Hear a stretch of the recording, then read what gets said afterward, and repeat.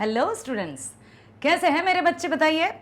प्यारे विद्यार्थियों, magnet brains Hindi में मैं लाली वर्मा आप सभी का बहुत बहुत स्वागत करती हूँ। साथ ही साथ ये आशा भी करती हूँ कि आपने अब तक जो हमारी पाठ्य पुस्तक किसलय के 13 पाठ कंप्लीट हो चुके हैं ना, सभी वीडियोस बहुत अच्छे से देख लिए होंगे। बताइए, देख लिए? आपको पता है ना, हर एक पाठ को 4 भागों में डिवाइड किया गया है। कौन कौन सा? जैसे पहला होता है हमारा जो वीडियो जिसमें पाठ का सार या पाठ की व्याख्या और लेखक या कवि परिचय, दूसरा जाता है प्रश्न उत्तर का, तीसरा जाता है मल्टीपल चॉइस क्वेश्चंस का और चौथा कंप्लीट चैप्टर रिवीजन। हर एक पाठ को इसी तरह से आप देखेंगे तो फिर आपको परीक्षाओं में किसी तरह की कोई परेशानी नहीं होगी। और आज हम आ गए हैं पाठ 14 पर, नाम है पीपल। अरे आप सबने सुना होगा ना पीपल। क्या हम उसी पीपल के वृक्ष के बारे में बात करने वाले हैं? देखते हैं गोपाल सिंह नेपाली जी ने क्या बताया है पीपल के बारे में, या फिर ये पीपल कहानी कविता क्या है। सारा सस्पेंस, सारा जो है आपके मन में रहस्य, उसका भेद खुल जाएगा। तो बने रहिए मेरे साथ शुरू से लेकर एंड तक, ताकि आप बहुत अच्छे से समझ सको। हम पहले जानते हैं कवि परिचय, उसके बाद जानेंगे व्याख्या। गोपाल सिंह नेपाली जी, कवि का नाम गोपाल सिंह नेपाली, और कविता क्या है? पीपल। तो इनका जन्म कब हुआ? 11 अगस्त सन 1911। याद रखना, गोपाल सिंह नेपाली। क्या ये नेपाल के थे इसलिए नेपाली थे? इनका जन्म हुआ 11 अगस्त 1911। जन्म स्थान बेतिया, पश्चिमी चंपारण, बिहार। ये तो बिहार के हैं, फिर नेपाली क्यों लिखते हैं? इसके पीछे भी हम जानते हैं क्या बात है। रचनाएं: उमंग, रागिनी, नीलिमा, पंछी, पंचमी, सावन, आंचल, नवीन कल्पना करो, रिमझिम, वसंत गीत, हमारी राष्ट्रवाणी, हिमालय ने पुकारा, भारत गगन के जगमग सितारे। आपने ध्यान दिया कि गोपाल सिंह नेपाली जी की जो भी रचनाएं हैं वो किससे संबंधित हैं बेटा? बताइए। जैसे उमंग, उत्साह, फिर दिया है रागनी, नीलिमा, पंछी, पंचमी, सावन, आंचल, नवीन कल्पना करो, रिमझिम, वसंत गीत। ये किससे संबंधित हैं? ये सभी हैं प्रकृति से संबंधित। ठीक है, तो क्या गोपाल सिंह नेपाली जी प्रकृति पर आधारित कविताएं लिखते थे, या जो भी उनकी रचनाएं होती थी उसमें प्रकृति का चित्रण किया जाता था? अपने मन की भावनाओं को प्रकृति के साथ तालमेल स्थापित करके जो रचना की जाती है उसे छायावाद कहा जाता है। तो क्या गोपाल सिंह नेपाली जी छायावादी कवि हैं? देखिए, पेशा क्या रहा? लेखक भी रहे, कवि भी रहे, गीतकार भी रहे और पत्रकार भी रहे। निधन 17 अप्रैल सन 1963, 11 अगस्त 1911। तो हम यहां लिख लेते हैं 1911 से 1963 तक। ठीक है, अब आगे चलते हैं हम। प्रकृति चित्रण छायावादी कविता की उल्लेखनीय विशेषता है। अभी मैंने छायावाद कहा था, यहां है छायावादी। तो जब भी हम छायावादी कविताओं की बात करते हैं उनमें प्रकृति चित्रण होगा ही, क्योंकि छायावाद की विशेषता क्या है? प्रकृति का चित्रण, प्रकृति की मनोहारी जो सुंदरता है या मनमोहक जो वातावरण है, चारों ऋतुएं हैं, वृक्ष वृक्ष, पेड़, लताएं, हरी हरी पत्तियां, फूल, कोपल, डाल, वृक्ष, मतलब तरह तरह का जो तितलियां, फिर वसंत ऋतु, फिर वर्षा ऋतु। तो यदि प्रकृति का चित्रण है, हम समझ जाते हैं कि ये छायावादी ही है। तो अब आपसे यदि कोई पूछा जाए कि छायावाद की क्या विशेषता है या छायावाद किसे कहते हैं, क्या कहोगे आप? जिन रचनाओं में प्रकृति का चित्रण किया जाता है उन्हें छायावादी कहा जाता है, ठीक है, और जो लिखते हैं वे छायावादी कवि कहलाते हैं। यह कविता प्रकृति के विविध रूपों से हमारा आत्मीय परिचय कराती है। कविता के केंद्र में प्राचीन पीपल का वृक्ष है। केंद्र बिंदु क्या है बेटा? पीपल का वृक्ष, जो अनेक बदलावों का साक्षी है। पीपल वृक्ष के समक्ष विभिन्न प्रकार के पेड़, झरने, नदी, चिड़ियां, ऋतुएं, दिवस चक्र सक्रिय हैं। कहना ना होगा कि यह कविता अनेक दृष्टियों से उल्लेखनीय है। अभी इस कविता में हम क्या पढ़ने वाले हैं? जो पीपल का वृक्ष है उसके समक्ष, समक्ष का अर्थ क्या होता है? समक्ष का अर्थ होता है सामने, ठीक है। और कुछ दिया है ऐसा? ठीक है। पीपल के वृक्ष के समक्ष विभिन्न प्रकार के पेड़, झरने, नदी, चिड़िया, ऋतु, दिवस सब कुछ सक्रिय है, एक्टिव मोड में है। यही हम देखेंगे कि एक पीपल का पेड़ है जो कि बहुत पुराना सा है। अच्छा, हम कोशिश करते हैं, पुराना सा बड़ा सा पीपल का पेड़, ठीक है। अब हम ये देखते हैं कि ये जो है बड़ा सा पीपल का पेड़ है, ठीक है।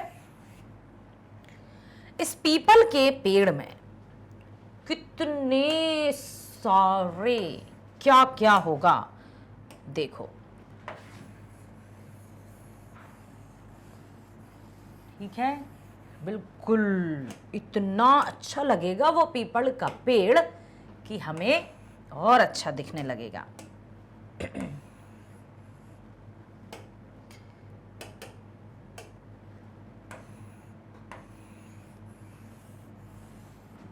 बड़ा सा पीपल का पेड़ और जिसमें बहुत सुंदर, पीपल के पत्ते कैसे रहते हैं बेटा?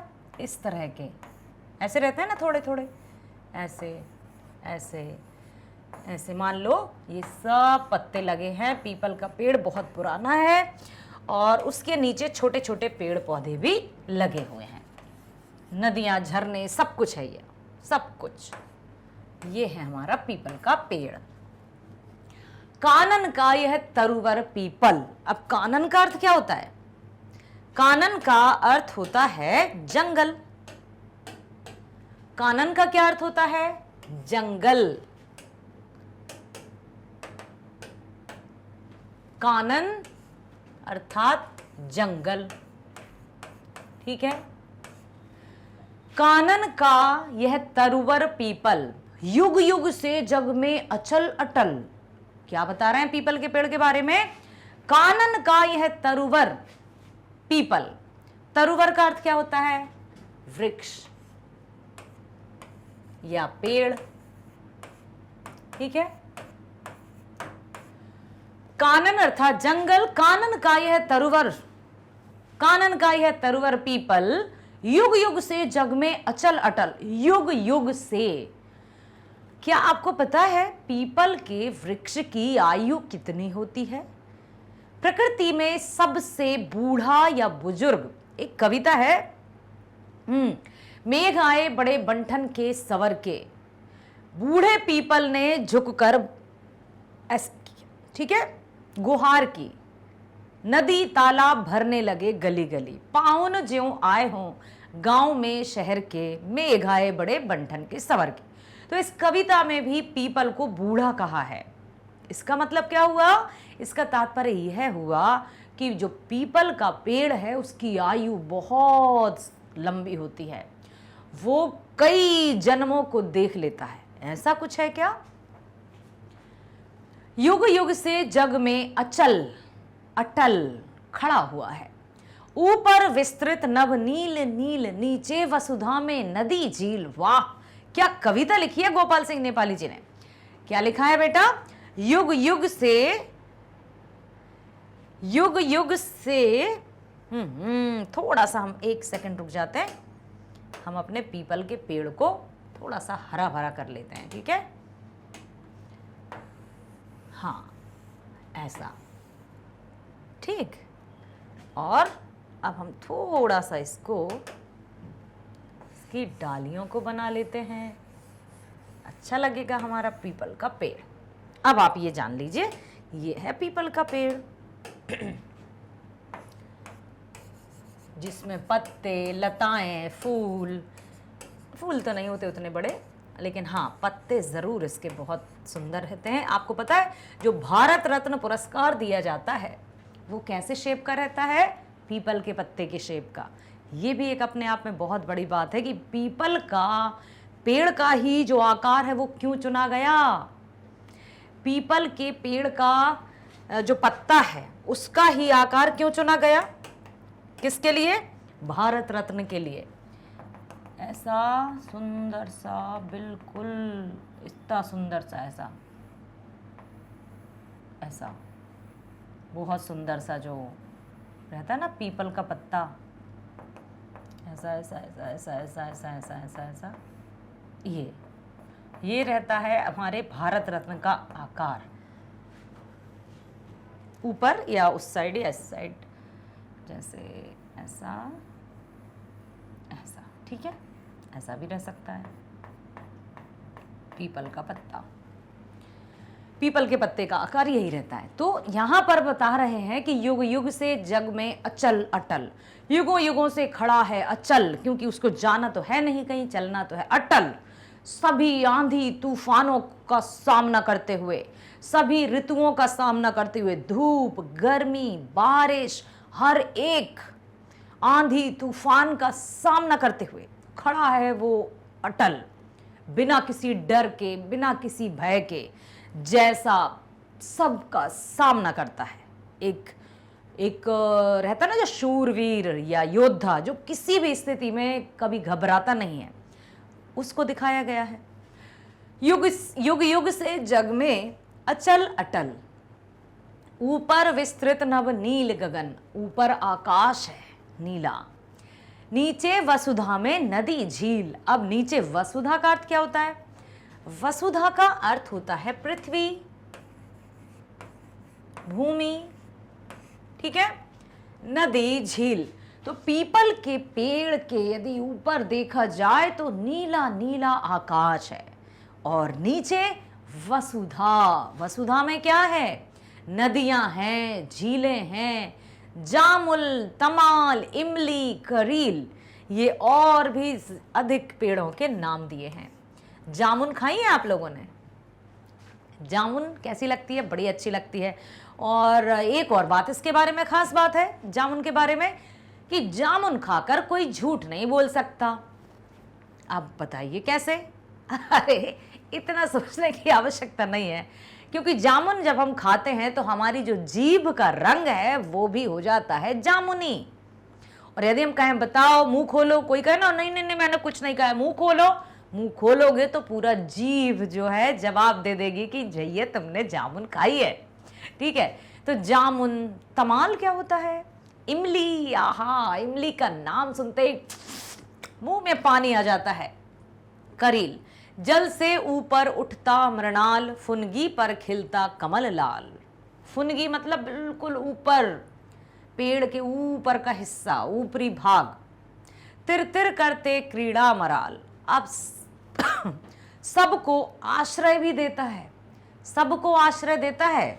जो पीपल का पेड़ है वो सभी कीट पतंगों को, बहुत से पशु पक्षियों को आश्रय देता है। मैंने पशुओं को क्यों कहा? क्योंकि इतना विशाल रहता है इसका झाड़, इतनी घनी इसकी छाया रहती है कि आने जाने वाले राहगीर भी विश्राम करते हैं, पशु भी वहां जाकर बहुत डेरा जमा लेते हैं अपना, और पक्षी तो वहां पर अपना कार्य कर ही रहे हैं। तो ये जो पीपल का पेड़ है वो इतना अच्छा है, या यूं कहें कि सबका रखवाला है प्रकृति में, या वृक्षों में सबसे बुजुर्ग है, बूढ़ा है, सीनियर है, ठीक है। जल से ऊपर उठता मृणाल, फुनगी पर खिलता कमल लाल, तिर तिर करते क्रीड़ा मराल। क्रीड़ा का अर्थ क्या होता है? खेल, खेलना, खेलते हैं, खेलना, उछल कूद करना। तो बहुत सारे जो पशु पक्षी हैं ऊपर उसके खेलते रहते हैं, नीचे उसके बहुत सारे छोटे छोटे वृक्षों को आश्रय मिलता है, पशुओं को आश्रय मिलता है। पथिक को राहगीर जो चलता आता है थक जाता है, थोड़ा बैठ जाते हैं, हाँ ये अच्छा घना पेड़ है। और एक बात बताएं, क्या है, क्यों कहते हैं कि रात में पीपल के पेड़ के नीचे नहीं सोना चाहिए? क्या कहावत है? अरे उसमें पता नहीं कौन कौन सी आत्माओं का निवास होता है। इसके बारे में मुझे ऐसा लग रहा है कि संभवतः आपको पता होगा कि हम ये जानते हैं कि सभी वृक्ष हमें ऑक्सीजन प्रदान करते हैं और कार्बन डाइऑक्साइड ग्रहण करते हैं, ये तो पता है ना सबको। क्या पीपल का पेड़ उल्टा है कुछ कि दिन में ये, रात में वो? रात में ऑक्सीजन नहीं, कार्बन डाइऑक्साइड देता है वो, इसलिए दम सा घुटता है, इसलिए उसके नीचे नहीं सोना चाहिए। तो और मुझे बताइएगा कमेंट करके। अब देखो हम पढ़ते हैं, जंगल का श्रेष्ठ पेड़ पीपल युगों से अचल अटल होकर स्थित है। उसके ऊपर नीले आकाश और नीचे धरती पर नदी और झील है। पीपल के चारों ओर जामुन, तमाल, इमली आदि के पेड़ हैं। पानी से निकला हुआ जो कमल के डंठल पर लाल लाल कमल खिले हैं। तालाब में तिर तिर की आवाज करते हुए हंस क्रीड़ा कर रहे हैं। इतना सुंदर है ये मनमोहक दृश्य। तो अब बताइए, क्या ये छायावादी कविता है? क्या ये छायावाद की विशेषता को यहां पर प्रकट कर रही है? बिल्कुल हाँ में उत्तर है, क्योंकि इस कविता में हमने क्या देखा है कि पूरी तरह से प्रकृति में जो जल, जीव जंतु, वृक्ष, पेड़, लताएं, उसका ही तो वर्णन है, तरह तरह के पेड़ों का वर्णन है। ठीक है। अब ऊंचे टीले से वसुधा पर झरती है निर्झरनी झरझर। ऊंचे टीले से वसुधा पर, अब किसी टीले से, अब जैसे ये मान लो टीला है, अब क्या होगा? ऊंचे टीले से वसुधा पर झरती है निर्झरनी झरझर। अब वहां से नदियां बहेंगी, कल कल करती हुई आएंगी। कितना सुंदर आकर्षक लगेगा ये दृश्य। हमने एक और पाठ पढ़ा था, हुंडरू का जल प्रपात, याद है? कहाँ है वो? रांची से 27 किलोमीटर। भूलना नहीं है बेटा, जो भी हम पढ़ चुके हैं उसे बार बार आप दोहराते रहिए। जब समय मिले पुनः वो वीडियोस देखिए, फिर से वो वीडियोस देखिए, ताकि आप हर एक चैप्टर से पूरी तरह से परिचित हो सकें और परीक्षाओं के समय ऐसा ना लगे कि अब मैं क्या क्या पढ़ूं, कितना पढ़ूं, कैसे पढ़ूं। ठीक है। ऊंचे टीले से वसुधा पर झरती है निर्झरनी झरझर, हो जाती बूंद बूंद झरकर, निर्झर के पास खड़ा पीपल सुनता रहता कल कल छल छल। अब उसको ये बताया, जिस तरह से घर का बड़ा बुजुर्ग बैठे बैठे सबका हालचाल देखता रहता है, कौन क्या कर रहा है, क्या कहाँ जा रहा है, क्या खा रहा है, क्या पी रहा है, अर्थात कि पूरी तरह से ऐसे बैठे रहते हैं कि अब जैसे कोई घर का बुजुर्ग है, वो पलंग पर बैठे हैं या सोफे पर बैठे हैं, तो वो देखते रहते हैं बच्चे क्या कर रहे हैं, घर के जो भैया हैं, भाभी हैं, बेटे हैं, बहू हैं, वो क्या क्या कर रहे हैं। उसी तरह से ये जो बुजुर्ग पीपल का पेड़ है, बड़ा, घर का बड़ा या कहे मुखिया, तो वो निर्झर के पास खड़ा पीपल सुनता रहता कल कल झल। अब जब निर्झरनी झरझर बहती है, झरने झरझर बहते हैं, अब वो तो वही है, वो सब कुछ देखता रहता है कि कितना सुंदर नज़ारा है, बड़ा अच्छा लगता है। घर के बड़े बुजुर्गों को अपने परिवार में सुख, शांति, प्रेम, एक दूसरे के साथ हंसना बोलना कितना अच्छा लगता है। उन्हें ऐसा लगता है कि बस मेरा परिवार इसी तरह से रहे, खुशी खुशी। पल्लव हिलते ढल ढल ढल ढल, पल्लव पत्ते, कोपलें, पीपल के पत्ते गोल गोल, कुछ कहते रहते डोल डोल। अब जब पीपल के पत्ते, जब हवा चलती है तो कहीं इस तरह खर खर खर कर की आवाज आती है। ऐसा लगता है मानो वे हमसे कुछ कहना चाह रहे हैं। जब जब आता पंछी तरु पर, जब जब आता पंछी उड़कर, जब जब खाता फल चुन चुन कर। बहुत सारे पंछियों का डेरा होता है। अब यहां पर मैं एक और बात बता दूं कि पंछी, ठीक है, पक्षी और खग, ये सब कहते हैं हम एक ही को, पंछी, पक्षी और खग। ठीक है, क्या बताया जा रहा है? जब जब आता पंछी तरु पर, तरु मतलब पेड़ है ना, जब जब आता पंछी उड़ उड़ कर। अब पंछी आते हैं, उड़कर आते हैं। जब जब खाता फल चुन चुन कर, अब वो फलों को खाते हैं, चुन चुन कर खाते हैं। और बहुत उनको ना घर जैसा लगता है अपने पीपल का पेड़ की, बस यही हमारा, एक तो बहुत बड़ा है, कितने ही हजारों पंछी आकर उस पर बैठते हैं, रात बिताते हैं, अंडे देते हैं, घोंसले बनाते हैं, अपना आशियाना बनाते हैं। तो जो पीपल का पेड़ है वो सबका आश्रय दाता है, सबको घर देता है, सबको ठहरने का स्थान देता है, पशुओं को, पक्षियों को, राहगीरों को, हमें मनुष्यों को, सबके लिए पीपल का पेड़ बहुत ही अच्छा है। ऊंचे पहाड़ के टीले से धरती पर जब झरना झरझर की आवाज कर गिरता है, वही झरना झरकर पानी का रूप ले लेता है। झरना पीपल के झरने के पास खड़ा पीपल झरना की कल कल छल छल की आवाज सुनता रहता है। पीपल के पत्ते ढल ढल की आवाज करते हैं, आवाज आती है, किसी ने ध्यान दिया है? गोल गोल पीपल का पत्ता डोल डोल कर मानो कुछ कह रहा हो। पक्षी पेड़ पर आते हैं और फल चुन चुन कर खाते हैं, बहुत अच्छा लगता है। ऐसा नहीं है जैसे हम बात करें और दूसरे वृक्षों की, चाहे वो जामुन का हो, आम का हो, इतना विशाल नहीं है, इतना पुराना नहीं है, इतनी उसकी आयु नहीं है जितनी की पीपल के पेड़ की होती है। इसलिए पीपल का पेड़ बहुत विशाल होता है। पीपल जब पावस की फुहार पड़ती, जब पावस की फुहार बजते, जब पंछी के सितार। पावस मतलब बरसात, बारिश। जब पीपल पर बारिश की बूंदें पड़ती हैं, पड़ती जब पावस की फुहार, फुहार जानते हो, रिम झिम गिरा, आहा कितना प्यारा लगता है वो मौसम जब फुहार गिरती है, रिम झिम रिम झिम। पड़ती जब पावस की फुहार बजते जब पंछी के सितार, बहने लगती शीतल बयार। अब बयार क्या है? बयार का अर्थ होता है हवा। जब हवा चलती है, हवा बहने लगती है, तब तब तब कोमल पल्लव हिल, डुल गाते सर सर मर मर मंजुल। अब जब हवा चलती है और यदि रिमझिम बारिश हो रही हो, फुहार गिर रही हो, तब जब हवा चलती है मंद मंद, तो पीपल के पत्ते में जो आवाज आती है वो बहुत ही सुंदर आती है। लख लख सुन सुन वहवल बुलबुल, बुलबुल गाती रहती चह चह, सरिता गाती रहती बह बह। बुलबुल एक पक्षी होता है, जानते होंगे आप, वो भी गाती है, सरिता गाती रहती बह बह। सरिता मीन्स नदी।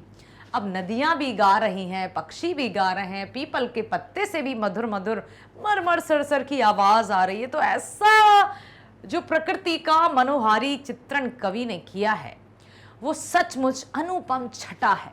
ऐसा प्रकृति का चित्रण, इतना सुंदर प्रकृति का चित्रण भला अन्यत्र कहाँ देखने को मिलेगा? ये अनोखा, ये ऐसा वातावरण तो हमारे यहाँ है।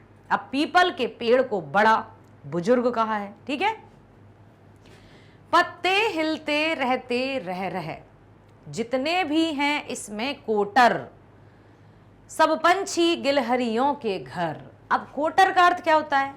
कोटर का अर्थ है घोंसले। देखो अब एक और अंतर है कोटर और घोंसले में। घोंसला तिनकों से चुन चुन कर बनाया जाता है। जैसे ये घोंसला है, आप सबने अवश्य देखा होगा। घोंसला कैसे बनता है? तिनकों को बीन बीन का ऐसा ऐसा ऐसा ऐसा बना लेते हैं पक्षी, तिनकों से बना बना बना बना। ये मान लो घोंसला है, यहाँ पर अंडे देती है। लेकिन जो कोटर होता है वो कैसा होता है? ये मान लो पेड़ है, आपने देखे इस तरह से होल बने रहते हैं पेड़ों में, कहीं इस डाली में, कहीं इस डाली में बना है, ऐसे वो होते हैं कोटर। तो यहाँ गिलहरी के कोटर, ठीक है, कहीं पर कुछ तरह तरह से कोटर बने हुए हैं, कहीं घोंसला बना हुआ है, बहुत कुछ बना हुआ है पीपल के पेड़ में। पीपल का जो पेड़ है बहुत से पक्षियों का आशियाना है। बुलबुल गाती रहती चह चह, सरिता गाती रहती बह बह, पत्ते हिलते रहते रह रह। जितने भी हैं इसमें कोटर किसके हैं? सब पंछियों के, गिलहरियों के, सबके घर हैं। जीव जंतु पशु पक्षी सबका घर है, ये सबका आश्रय है इसके पास, ठीक है। देखते हैं, जब वर्षा ऋतु की फुहार बरसने लगती है तो पंछियों का गायन आरंभ हो जाता है, पक्षियों का गायन आरंभ हो जाता है। जब जब शीतल हवा बहती है तब तब कोमल पल्लव हिल हिलकर सर सर मरमर की आवाज करते हैं, मीठी आवाज करते हैं। बल बल भी पल्लव को गाते देख, ठीक है। अब जो है कि किस तरह से हमारी आपने एक पक्षी देखा है ना बेटा, बुलबुल। बुलबुल एक पक्षी रहता है तो वो भी गाता है। बुलबुल भी पल्लव को गाते देख चहचहाने लगती है, ऐसा लगता है जैसे वो भी गीत गाना चाहती है। नदियां बहकर गाती रहती हैं, पीपल के पत्ते रह रहकर हिलने लगते हैं। पेड़ में जितने ही खोखल हैं सब में पक्षी और गिलहरियों के घर हैं। कोटर, खोखला जो जगह रहती है उसमें पक्षियों और गिलहरियों के घर बने हैं। सबका आशियाना पीपल, सबको आश्रय देता है पीपल। पशु हो पक्षी हो कोई भी हो, सब इसके नीचे, जैसे पशु आराम करने लगते हैं, राहगीर रुक गए उसकी छाया में बैठ गए, तो सबका आश्रय दाता है। संध्या को अब दिन जाता ढल, सूरज चलते हैं अस्ताचल। अब संध्या मतलब शाम, धीरे धीरे सूर्यास्त होने वाला है। कर में समेट किरणें उज्जवल, हो जाता है सुनसान लोक, चल पड़ते घर को चील कोक। अब संध्या होने लगी, अभी दिन का वर्णन था, अब शाम होने लगी है। शाम होते ही सभी पक्षी पंछी पेड़ों की तरफ आने लगते हैं, अपने घोंसलों की तरफ लौट कर आने लगते हैं। पशु अपने घरों की तरफ जाने लगते हैं, मतलब हर एक, चाहे वो पशु हो पक्षी हो मनुष्य हो, सभी के सभी अपने घरों की तरफ जाने लगते हैं। तो संध्या को अब दिन जाता ढल, अब दिन ढलने लगा है, दिन बीतने लगा है, सूर्यास्त होने वाला है। संध्या को अब दिन जाता ढल, सूरज चलते हैं अस्ताचल, बस सूर्यास्त होने वाला है, ठीक है। सूर्योदय और सूर्यास्त तो जानते हो ना बेटा। सूर्योदय, सूर्योदय मतलब क्या होता है? सूर्य जब उगता है, और सूर्यास्त मतलब जब सूरज डूबता है, ठीक है। तो अब हो रहा है सूर्यास्त। कर में समेट किरणें उज्जवल, हो जाता है सुनसान लोक, चल पड़ते घर को चील कोक। चील कौवे सभी बेटा सभी, आप सोचो, हम मनुष्य तो बुद्धिमान हैं, हम नहीं कह रहे हैं भाई, ऐसा कहा जाता है कि हम मनुष्य सर्वश्रेष्ठ प्राणी हैं और हम मानते भी हैं। अब ये पशु हैं, ये पक्षी हैं, इनको तो किसी ने नहीं कहा कि शाम हो गई घर आ जाइए, कब से पेड़ पर फड़फड़ा रहे हैं या कब से कहाँ दाना चुग रहे हैं, घर आइए आपके बच्चे छोटे छोटे वेट कर रहे हैं आपका, नहीं कहते। ना ही कभी गाय या जो पशु हैं उनसे कहा जाता है कि चलो माताओं अब घर को चलो। लेकिन फिर भी सूर्यास्त होते ही पशु अपने घरों की ओर रवाना होने लगते हैं अपने आप ही। पक्षी अपने घोंसलों की तरफ आने लगते हैं। आपने ध्यान दिया होगा कि शाम को जब हम देखते हैं आकाश की ओर तो पंक्तिबद्ध तरीके से लाइन बनाकर बड़े अच्छे से सभी के सभी पक्षी अपने घोंसलों की ओर जाने लगते हैं, और रात में कहीं कोई यहाँ वहां दिखाई भी नहीं देता। इतना सब कुछ है इस प्रकृति में। सोचो आप, मनुष्य तो है ही बुद्धिमान, लेकिन प्रकृति में जो भी है, आप चींटियों को देख लीजिए, अनुशासन सिखाती हैं, मेहनत सिखाती हैं, आपस में तालमेल से किस तरह से रहना है वो सिखाती हैं। आपने कभी ध्यान दिया, मान लो चींटियों की लाइन जा रही है और हम यदि उंगली लगा दें, वहां पर हाथ लगा दें या और कुछ वस्तु रख दें, क्या वो डरकर भाग जाती हैं? बिल्कुल नहीं भागती, वो अपना रास्ता दूसरी जगह बनाकर फिर जाने लगती हैं। जाएंगी वो वैसे ही, जो एक जा रहा है वैसे ही दूसरा जाएगा, लेकिन वो कभी लौटती नहीं है कि भैया हम तो चले, अब बाधा आ गई, हम नहीं आ रहा है आगे। ऐसा होता है क्या? नहीं होता। इसीलिए ये जो प्रकृति में जो भी कुछ है वो हमें सीख देता है कि भाई हमें अपने लक्ष्य की ओर निरंतरता के साथ आगे बढ़ते जाना है। कर्मे समेट किरणें उज्जवल, हो जाता है सुनसान लोक, चल पड़ते घर को चील को, सभी पक्षी भी अपने घरों की तरफ। अंधियाली संध्या को विलोक, अब सूर्यास्त हो गया है, अंधकार सा छा गया है। भर जाता है कोटर कोटर, बस जाते हैं पत्तों के घर। सभी अपने अपने कोटर, जो खोखला रहता ना पेड़ों में, वो सब अपने अपने कोटरों में आ जाते हैं, अपने अपने घोंसलों पर आ जाते हैं। घर घर में आती नींद उतर, सब सो जाते हैं। कैसे पता उन्हें कि अब रात हो गई है। निद्रा ही में होता प्रभात, कट जाती है इस तरह रात। सोते सोते फिर आराम से नींद हुई और नींद में ही रात्रि बीत गई और प्रभात हो गया। हाँ, प्रभात उषा काल आ गया और उषा अर्थात सूर्योदय से पहले ही सभी पक्षी चहचहाने लगते हैं। आपको पता है ना, गांव में पहले कोई, अभी अब तो हम सब लोग अलार्म और इसके भरोसे जागते हैं, सोते हैं कि भाई इतने बजे की मुझे उठना है तो अलार्म लगा दी। लेकिन पहले या आज भी गांव में देखें तो, और यदि इंटीरियर इलाके में जाएं हम, बहुत अधिक ग्रामीण क्षेत्रों में, तो वहां आज भी अलार्म के पर आश्रित नहीं है कोई। सुबह हुई, कहीं मुर्गे की बांग सुनाई देती है, कहीं पक्षियों का चहचहाना या कलरव सुनाई देता है, जल्दी से बिस्तर छोड़कर उठ जाते हैं।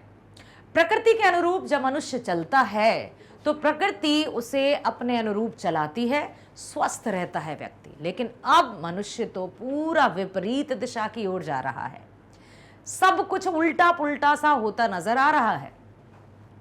निद्रा ही में होता प्रभात, नींद में सोते सोते ही सुबह हो गई। ठीक है, फिर वही बात रे वही बात, इस वसुधा का है वन्य प्रांत, इतना सुंदर है ये, है दूर अलग एकांत शांत, है खड़े जहां पर शाल बांस, चौपाए चरते नरम घास। अब बांस के पेड़ों की बात की गई है, शाल के वृक्षों की बात की गई है। बांस तो आपने देखा ही होगा, बांस। निर्झर सरिता के आसपास, रजनी भर रो रो कर चकोर कर देता है रे रोज भोर। नाचा करते हैं जहां मोर, है वहां वल्लरी का बंधन, बंधन क्या वह तो आलिंगन, आलिंगन भी चिर आलिंगन। चिर आलिंगन मतलब हमेशा के लिए अपने में समा के रखता है वो, हमेशा के लिए। चिर मतलब अनंत काल तक, चिर अनंत काल, जिसका कोई अंत ना हो, अनंत काल तक।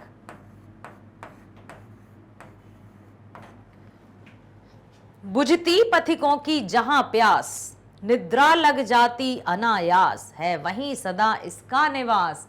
इतना सुंदर है पीपल का पेड़। यदि कोई राहगीर आ रहा है, जा रहा है, और वो यदि पीपल के पेड़ के नीचे विश्राम करने लगता है, हाँ, सारी थकावट उसकी मिट जाती है और वो नींद में खो जाता है, नींद में चला जाता है। इतना अच्छा है ये सब, सब कुछ यहाँ का है। वहाँ वल्लरी का बंधन, बंधन क्या वह है? आलिंगन। पेड़, पत्तियाँ, वृक्ष, लताएं, जो बेल, बेल जानते हो आप, जैसे मनी प्लांट होता है, उसमें कई तरह की बेलें भी लिपटी हुई होती हैं, और उनको कहा है कि ये कोई बंधन नहीं है, ये तो आलिंगन है, ये तो प्रेम है, जो एक दूसरे से प्रेम को दर्शाने के लिए एक दूसरे से लिपटे हुए हैं। ठीक है, इसलिए कहा है कि आलिंगन भी चिर आलिंगन, ऐसा प्रेम, ऐसा अनोखा अपनापन जो हमेशा के लिए है, सबके लिए, पशुओं के लिए, पक्षियों के लिए, छोटे छोटे जीव जंतुओं के लिए, चींटी से लेकर हर एक का आश्रयदाता है पीपल। बुझती पथिकों की जहां प्यास, निद्रा लग जाती अनायास। पीपल के वृक्ष के नीचे यदि बैठ गए, वाह, सारी थकावट, थकावट मिट जाती है और कब नींद में खो जाते हैं। है वही सदा इसका निवास, ऐसा है पीपल का वृक्ष। जब शाम होती है, सूरज अस्ताचल की ओर किरणें समेट कर चला जाता है। सारा संसार सूना दिखाई पड़ने लगता है। अंधियारी संध्या को देख पक्षी अपने अपने घोंसलों में आते हैं। लोग सोने लगते हैं। नींद में लोग रात बिता देते हैं और जैसे ही फिर से प्रभात होता है, सुबह होती है, पूर्व दिन की भांति फिर सभी पेड़ पौधे दिखाई देने लगते हैं और सब अपने अपने मंजिलों की ओर चले जाते हैं। चकोर जहां रात रो रो कर बिताती है, वहीं दिन में मयूर नाचने दिखते हैं। लताएं एक दूसरे से आलिंगन कर रही हैं। उनका यह आलिंगन चिर आलिंगन है। उनका यह प्रेम हमेशा के लिए है। पीपल के पेड़ के नीचे जब पथिक, पथिक मतलब पथ पर चलने वाला, पथ मतलब क्या होता है? रास्ता। पथ का अर्थ होता है रास्ता और पथिक मतलब राहगीर। ठीक है, रास्ते पर चलने वाला। ठीक है, रास्ते पर चलने वाला, चलने वाला, जिसको हम राहगीर भी कहते हैं। क्या कहते हैं बेटा? राही या राहगीर कहा जाता है। तो सब के सब यहां पर आते हैं और सबको यहां सुकून मिलता है, सबको यहां चैन और आराम भी मिलता है। अब चलते हैं हम शब्दार्थों की तरफ। कानन जंगल, वसुधा पृथ्वी, तमाल एक सदाबहार पेड़ है। सदाबहार पेड़ जानते हो, जो न कभी सूखता न कभी, हमेशा हरा भरा रहता है। कटील या करील एक कांटेदार झाड़ी। मृणाल कमल की कोमल डंठल। मराल हंस, पावस वर्षा, मंजुल सुंदर मनोहर। विह्वल व्यग्र, विलोक देखना, निर्झर झरना, निर्झरणी नदी सरिता। रजनी रात, वल्लरी लता, अस्ताचल सूर्यास्त। प्रकृति का मनोहारी चित्रण गोपाल सिंह नेपाली जी ने पीपल के वृक्ष पर इतनी सुंदर रचना की। सच में ये रचना अद्भुत है और आशा करती हूं कि इस अद्भुत रचना को आपने बहुत ही ध्यानपूर्वक सुना है, समझा है और प्रकृति की सुंदरता से और अधिक आपका परिचय हो गया है। तो क्या मैं आपको एक कार्य दूं, एक टास्क दूं? मैं आपसे यह कहना चाहती हूं कि प्रकृति पर कोई कविता आप लिखेंगे, 2 पंक्ति 4 पंक्ति, और कमेंट बॉक्स में मुझे बताएंगे कि आपने किस तरह से लिखी, पीपल के पेड़ पर, नीम के, या फिर प्रकृति पर। ठीक है, जरूर लिखिएगा और मिलते हैं हम नेक्स्ट वीडियो में। तब तक के लिए धन्यवाद।